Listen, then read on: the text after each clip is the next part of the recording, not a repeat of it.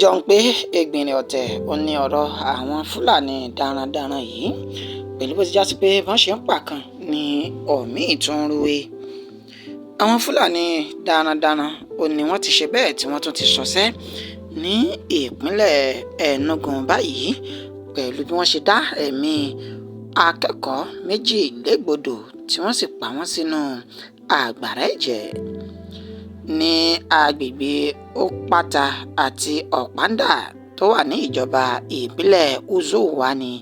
ní ìpínlẹ̀ Enugu. Ó ní ìṣẹ̀lẹ̀ burúkú ti ṣẹlẹ̀ pẹ̀lú bí àwọn agbébọn Fúlàní darandaran náà bí wọ́n ṣe ìkọlù sí àwọn ọmọ iléèwé gíga Nsukka High School èyí tó wà ní Okpata sí Ọ̀pándà náà tí wọ́n sì ṣe wọ́n sí báláṣìbolo. Ìròyìn tí ó kàn wá lọ́wọ́ fi tó wa létí wípé akẹ́kọ̀ọ́ méjì tí wọn kò tí mọ orúkọ wọn ṣáájú àkókò tí a fi ń kó ìròyìn yìí jọ ó ní ó já sí wípé wọ́n fi tìpátìkúùkù bá ọ̀kan ní àṣepọ̀ nígbà tí àbúrò ẹni tí wọ́n sì fipá bá láṣepọ̀ náà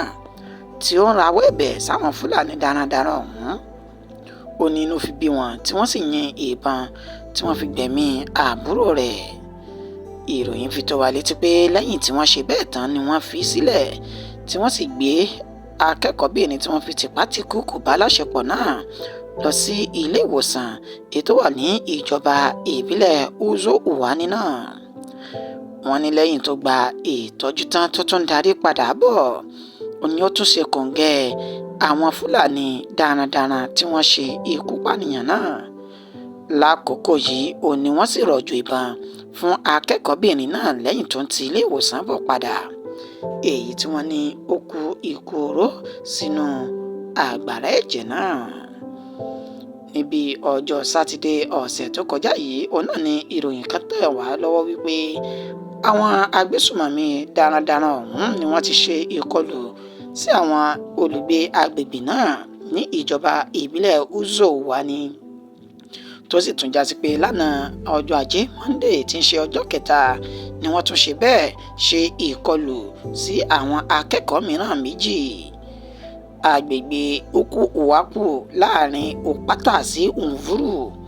àti Ọ̀pándà ní ìjọba ìbílẹ̀ Uzuwani